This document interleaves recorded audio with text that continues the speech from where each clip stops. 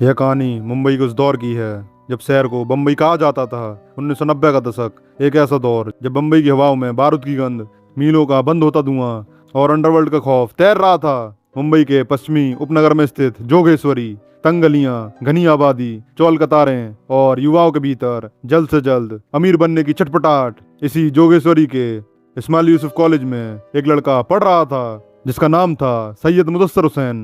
वह लंबा चौड़ा, तेज तर्रार और पढ़ाई में ठीक ठाक था। घर वाले सोचते थे कि लड़का पढ़ लिख कर कोई अच्छी नौकरी करेगा और परिवार का नाम रोशन करेगा, लेकिन किस्मत ने उसके लिए कुछ और ही तय कर रखा था। कॉलेज के दिनों में ही मुदस्सर की मुलाकात कुछ स्थानीय गुंडों और लफंगों से हुई। बम्बई की चौलों में उस समय दादागिरी का बड़ा चलन था। हर इलाके का अपना एक भाई होता था। मुदस्सर को किसी के आगे झुकना पसंद नहीं था। एक दिन कॉलेज के बाहर किसी बात को लेकर स्थानीय लड़कों से उसका झगड़ा हो गया। बात इतनी बड़ी कि सामने वाले ग्रुप ने उस पर हमला कर दिया। मुदस्सर भागा नहीं, उसने वहीं जमीन से एक लोहे की रॉड उठाई और अकेले ही 4-5 लड़कों को लहूलुहान कर दिया। यह उसकी जिंदगी का पहला टर्निंग पॉइंट था। लोगों ने देखा कि इस लड़के की आंखों में खौफ नाम की कोई चीज नहीं है। इस घटना के बाद पुलिस स्टेशन में उसके खिलाफ पहली बार मारपीट की FIR दर्ज हुई, लेकिन कानून का यह डर उसे सुधारने के बजाय जुर्म के दलदल की तरफ ढकेलने लगा। अब वह कॉलेज कम और जोगेश्वरी के अड्डों पर ज्यादा दिखने लगा। स्थानीय व्यापारियों से हफ्ता वसूली, जमीनों पर अवैध कब्जे खाली करवाना और छोटे मोटे गैंग्स के लिए झगड़े सुलझाना उसका रोज का काम बन गया। उसकी फुर्ती, चालाकी और पलक झपकते ही हमला करने की आदत की वजह से स्थानीय अपराधियों ने उसे एक नया नाम दिया, मुन्ना झिंगाड़ा। झिंगाड़ा यानी जो पानी की मछली की तरह हाथ से फिसल जाए और जिसे पकड़ना नामुमकिन हो। जोगेश्वरी, अंधेरी और मलाड के इलाकों में मुन्ना झिंगाड़ा का नाम अब एक उभरते हुए गैंगस्टर के रूप में लिया जाने लगा था। वह किसी बड़े सिंडिकेट का हिस्सा नहीं था, लेकिन उसकी बेखौफ तबीयत ने मुंबई अंडरवर्ल्ड के बड़े आकाओं का ध्यान अपनी तरफ खींचना शुरू कर दिया था। यह वह समय था जब बम्बई की सड़कों पर खून बहना आम बात थी और हर बड़े गैंग को ऐसे ही लड़कों की तलाश थी जो बिना सोचे समझे ट्रिगर दबा सकें। मुन्ना झिंगाड़ा ने कॉलेज की किताबें हमेशा के लिए बंद कर दी थी और अपने हाथों में देसी कट्टा और चाकू थाम लिया था। जुर्म की दुनिया की पहली सीढ़ी पर उसका कदम मजबूती से पड़ चुका था।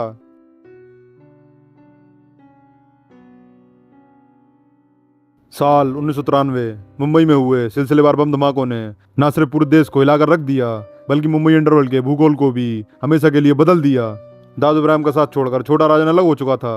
अंडरवर्ल्ड अब दो धड़ों में बढ़ चुका था। एक तरफ थी दाऊद इब्राहिम की डी कंपनी और दूसरी तरफ था छोटा राजन गैंग। इन दोनों गैंग्स के बीच मुंबई की सड़कों पर वर्चस्व की ऐसी जंग शुरू हुई जिसने बंबई को गैंग वॉर की राजधानी बना दिया। दाऊद इब्राहिम और उसका सबसे वफादार सिपासलार छोटा शकील पाकिस्तान और दुबई में बैठकर मुंबई को कंट्रोल कर रहे थे। उन्हें मुंबई में ऐसे वफादार और खूंखार शूटरों की जरूरत थी जो छोटा राजन के गुर्गों को चुन चुन कर मार सकें। इसी दौरान छोटा शकील के नेटवर्क की नजर जोगेश्वरी के मुन्ना झिंगाड़ा पर पड़ी। निडरता और सटीक निशानेबाजी के किस्से दुबई तक पहुंच चुके थे। छोटा शकील ने अपने स्थानीय गुर्गों के जरिए मुन्ना झिंगाड़ा से संपर्क साधा। मुन्ना को सीधे डी कंपनी में शामिल होने का ऑफर मिला। यह एक छोटे स्तर के अपराधी के लिए अंडरवर्ल्ड के सबसे बड़े साम्राज्य का हिस्सा बनने का मौका था। मुन्ना ने बिना देर किए इस ऑफर को स्वीकार कर लिया।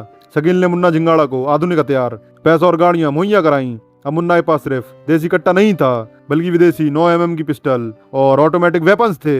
डी कंपनी में शामिल होते ही मुन्ना झिंगाड़ा ने अपनी उपयोगिता साबित करना शुरू कर दिया। छोटा शकील जो भी टारगेट देता, मुन्ना उसे बेरहमी से अंजाम देता। मुंबई के बड़े बड़े बिल्डरों, बॉलीवुड प्रोड्यूसरों और हीरा व्यापारियों को जब छोटा शकील फोन पर धमकी देता और वे पैसे देने से इनकार करते, तो शकील का अगला वाक्य होता था, ठीक है फिर मुन्ना से मिल लो। मुन्ना झिंगाड़ा दिन दहाड़े गाड़ियों से आता, टारगेट के दफ्तर या घर के बाहर घात लगाता और गोलियां बरसाकर गायब हो जाता। मुंबई पुलिस के रिकॉर्ड्स के मुताबिक 1990 के दशक के आखिरी सालों में मुन्ना ने कई सनसनीखेज हत्याओं और जानलेवा हमलों को अंजाम दिया। छोटा राजन गैंग के कई शूटरों को मुन्ना ने मौत के घाट सुला दिया। उसकी इस वफादारी और काम करने के तरीके ने उसे छोटा शकील का सबसे भरोसेमंद और दायां हाथ बना दिया।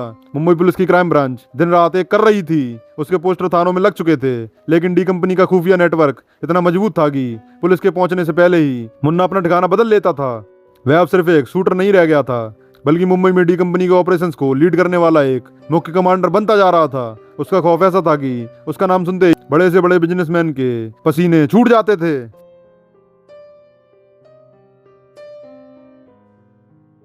साल 2000 का सितंबर महीना। छोटा शकील एक ऐसी साजिश रच रहा था जो अंडरवर्ल्ड के इतिहास में अब तक की सबसे बड़ी वारदात बनने वाली थी। शकील का एकमात्र मकसद था छोटा राजन का पूरी तरह से खात्मा। डी कंपनी के खुफिया तंत्र को खबर मिली कि छोटा राजन भारत और दुबई से दूर थाईलैंड की राजधानी बैंकॉक में छिपा हुआ है। वह वहां बेस बदल कर और नकली नाम से रह रहा था। छोटा शकील ने इस बेहद गोपनीय, खतरनाक और इंटरनेशनल मिशन की कमान किसी और को नहीं बल्कि अपने सबसे अचूक शूटर मुन्ना जिंगाड़ा को सौंपी। शकील ने मुन्ना से कहा था, इस बार काम तमाम होना चाहिए, कोई गलती नहीं। मुन्ना जिंगाड़ा फर्जी पासपोर्ट और नकली पहचान के सहारे बैंकॉक पहुंचा। उसके साथ डी कंपनी के कुछ और खूंखार शूटर भी थे। बैंकॉक के सुकुमवित रोड के एक आलीशान अपार्टमेंट में छोटा राजन अपने सबसे करीबी मददगार रोहित वर्मा के साथ ठहरा हुआ था। मुन्ना जिंगाड़ा और उसके साथियों ने कई दिनों तक उस अपार्टमेंट की रैकी की। वे राजन की हर गतिविधि, उसके आने जाने के समय और उसकी सुरक्षा व्यवस्था पर पैनी नजर रखे हुए थे। 15 सितंबर 2000 की रात बैंकॉक की सड़कों पर तेज बारिश हो रही थी। मुन्ना जिंगाड़ा को लगा कि हमला करने का इससे बेहतर मौका दोबारा नहीं मिलेगा। मुन्ना और उसके साथी हथियारों से लैस होकर अपार्टमेंट की इमारत में दाखिल हुए। वे सीधे उस फ्लैट के दरवाजे पर पहुंचे जहां छोटा राजन मौजूद था। उन्होंने बिना कोई चेतावनी दिए दरवाजे पर अंधाधुंध फायरिंग शुरू कर दी और दरवाजा तोड़कर अंदर घुस गए। फ्लैट के भीतर चीख पुकार मच गई। मुन्ना जिंगाड़ा ने सामने दिख रहे रोहित वर्मा पर गोलियों की बौछार कर दी। रोहित वर्मा की मौके पर ही मौत हो गई और उसकी पत्नी गंभीर रूप से घायल हो गई। मुन्ना जिंगाड़ा की नजरें छोटा राजन को ढूंढ रही थीं। राजन को जैसे ही गोलियों की आवाज सुनाई दी, वह समझ गया कि काल उसके सामने खड़ा है। राजन ने बिना सोचे समझे कमरे की खिड़की तोड़ी और पहली मंजिल से नीचे कूद गया। नीचे कूदने की वजह से उसकी पीठ और पैरों में गंभीर चोटें आईं, लेकिन वह घिसटते हुए अंधेरे का फायदा उठाकर भागने में सफल रहा। मुन्ना जिंगाड़ा ने खिड़की से नीचे भी गोलियां चलाईं, जिनमें से कुछ गोलियां राजन को लगीं, लेकिन राजन की किस्मत अच्छी थी कि उसकी जान बच गई। बैंकॉक के बीचों बीच हुए इस भीषण शूट आउट से थाईलैंड की सरकार और अंतर्राष्ट्रीय मीडिया में हड़कंप मच गया। थाईलैंड पुलिस ने तुरंत पूरे इलाके की नाकेबंदी कर दी। मुन्ना जिंगाड़ा और उसके साथियों को भागने का मौका नहीं मिला। पुलिस ने मुन्ना को मौके से भारी मात्रा में हथियारों के साथ गिरफ्तार कर लिया। अंडरवर्ल्ड की सबसे बड़ी हिटिंग का यह मिशन अधूरा रह गया था, लेकिन मुन्ना जिंगाड़ा का नाम दुनिया भर की खुफिया एजेंसियों की फाइलों में सबसे ऊपर आ चुका था।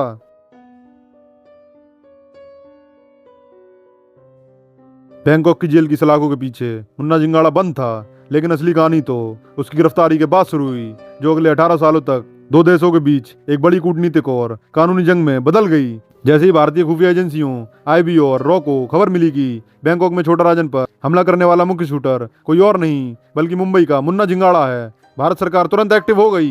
मुंबई पुलिस की क्राइम ब्रांच ने मुन्ना के खिलाफ जोगेश्वरी और मुंबई के अन्य थानों में दर्जनों मामलों की फाइलें निकाली। भारत सरकार ने थाईलैंड सरकार से संपर्क किया और मुन्ना जिंगाड़ा के एक्स्ट्राडिक्शन की मांग की। भारत ने थाईलैंड की अदालत में मुन्ना के फिंगरप्रिंट, उसके कॉलेज के सर्टिफिकेट, उसके माता पिता के बयान और उसके डीएनए मैचिंग के पुख्ता सबूत पेश किए ताकि ये साबित किया जा सके कि वह एक भारतीय नागरिक है। लेकिन तभी इस कहानी में एक बड़ा ट्विस्ट आया। पाकिस्तान की खुफिया एजेंसी आईएसआई और डी कंपनी बैक स्टेज पर एक्टिव हो गए। आईएसआई को पूरी तरह मालूम था कि अगर मुन्ना जिंगाड़ा भारत के हवाले कर दिया गया तो वह मुंबई पुलिस और भारतीय एजेंसियों के सामने दाऊद इब्राहिम, छोटा शकील और आईएसआई के गठजोड़ के ऐसे राज उगल देगा जिससे पाकिस्तान अंतर्राष्ट्रीय स्तर पर पूरी तरह बेनकाब हो जाएगा। मुन्ना को बचाने के लिए पाकिस्तान सरकार ने एक बेहद सातिराना चाल चली। पाकिस्तान ने थाईलैंड की अदालत में आधिकारिक दावा ठोक दिया कि पकड़ा गया शख्स भारतीय नहीं बल्कि एक पाकिस्तानी नागरिक है जिसका नाम मोहम्मद सलीम है। पाकिस्तान की सरकार ने रातों रात मुन्ना जिंगाड़ा उर्फ मोहम्मद सलीम के नाम का फर्जी पाकिस्तानी पासपोर्ट, कराची का निवास प्रमाण पत्र, वहां के स्कूल के दस्तावेज और नेशनल आइडेंटिटी कार्ड NIC तैयार किए और उन्हें थाई अदालत में पेश कर दिया। यहाँ तक कि पाकिस्तानी दूतावास के अधिकारी लगातार जेल में मुन्ना से मिलने जाते रहे और उसे कानूनी सहायता प्रदान की। थाईलैंड की अदालत एक अजीब धर्म संकट में फंस गई थी। एक तरफ भारत अपने ठोस और असली सबूतों के साथ खड़ा था, तो दूसरी तरफ पाकिस्तान अपने सरकारी तंत्र के जरिए बनाए गए फर्जी दस्तावेजों के बल पर अड़ा हुआ था। यह कानूनी लड़ाई थाईलैंड की निचली अदालत से लेकर उच्च न्यायालय तक साल दर साल खिंचती चली गई। 18 सालों तक भारतीय अधिकारी हर तारीख पर बैंकॉक जाते रहे, गवाहों के बयान दर्ज कराते रहे, लेकिन समय बीतने के साथ साथ कूटनीतिक दबाव और तकनीकी खामियों का फायदा पाकिस्तान को मिलने लगा। पाकिस्तान ने थाईलैंड के अधिकारियों के सामने भारी कूटनीतिक लॉबिंग की। आखिरकार साल 2018 में थाईलैंड की एक उच्च अदालत ने फैसला सुनाया कि पाकिस्तान द्वारा प्रस्तुत किए गए नागरिकता के दस्तावेज तकनीकी रूप से उनकी नजर में मान्य हैं। अदालत ने मुन्ना जिंगाड़ा को पाकिस्तान भेजने का आदेश दे दिया। भारत की 18 साल की कड़ी मेहनत पर पानी फिर चुका था। मुन्ना जिंगाड़ा को एक विशेष विमान से कराची ले जाया गया, जहां उसका स्वागत आईएसआई के अधिकारियों ने किया।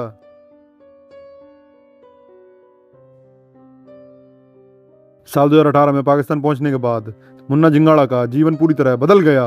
उसे कराची के डिफेंस हाउसिंग अथॉरिटी इलाके में एक बेहद सुरक्षित और आलीशान सेफ हाउस में रखा गया। यह वही इलाका है जहां दाऊद इब्राहिम और उसका भाई अनीस इब्राहिम कड़ी सुरक्षा के बीच रहते हैं। उम्र के इस पड़ाव पर आकर मुन्ना झिंगाड़ा अब खुद बंदूक थामकर सड़कों पर नहीं उतरता। उसके बाल सफेद हो चुके हैं, चेहरे पर झुर्रियां आ गई हैं, लेकिन उसका सादर दिमाग आज भी उतना ही एक्टिव और खतरनाक है। आईएसआई ने उसके पुराने अनुभवों और भारत के आपराधिक नेटवर्क की उसकी समझ को देखते हुए उसे एक नई और बेहद खतरनाक जिम्मेदारी सौंपी है। खुफिया रिपोर्टों और भारतीय सुरक्षा एजेंसियों के हालिया खुलासों के मुताबिक मुन्ना झिंगाड़ा को भारत के खिलाफ हाइब्रिड वॉरफेयर और टेरर क्राइम सिंडिकेट का नया कमांडर बनाया गया है। हाइब्रिड वॉरफेयर यानी एक ऐसा युद्ध जहां सीधे सेना नहीं लड़ती, बल्कि जुर्म तकनीक और सोशल मीडिया और स्थानीय अपराधियों का इस्तेमाल करके देश के भीतर अस्थिरता पैदा की जाती है।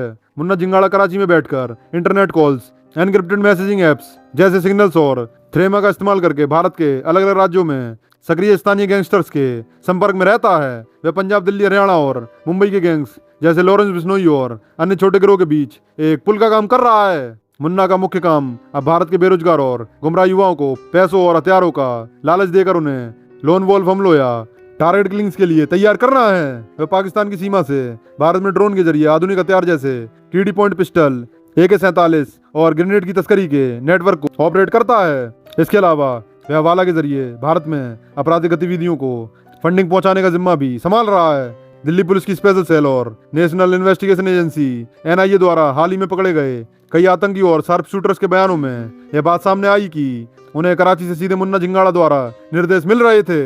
जोगेसरी का वह मामूली कॉलेज छात्र सैयद मुदस्सर हुसैन, जो कभी बंबई की चौलों में अपनी दादागिरी चमकाने के लिए चाकू चलाता था, आज अंतर्राष्ट्रीय आतंकवाद और हाइब्रिड वॉरफेयर का एक अदृश्य लेकिन सबसे खतरनाक मोहरा बन चुका है। वह ISI की छत्र छाया में बैठकर भारत की सुरक्षा और संप्रभुता के खिलाफ 24 घंटे साजिशें रच रहा है। भारतीय एजेंसियां आज भी उसके खिलाफ रेड कॉर्नर नोटिस जारी रखे हुए हैं, लेकिन पाकिस्तान की ढाल के पीछे छिपाया शार्प शूटर आज भी भारत के लिए एक बड़ा सुरक्षा खतरा बन चुका है। मुन्ना झिंगाड़ा की कहानी यह साबित करती है कि जुर्म का रास्ता चाहे कितना भी बड़ा क्यों ना हो, उसका अंत हमेशा देशद्रोह और विनाश की अंधेरी कोठरी में ही होता है।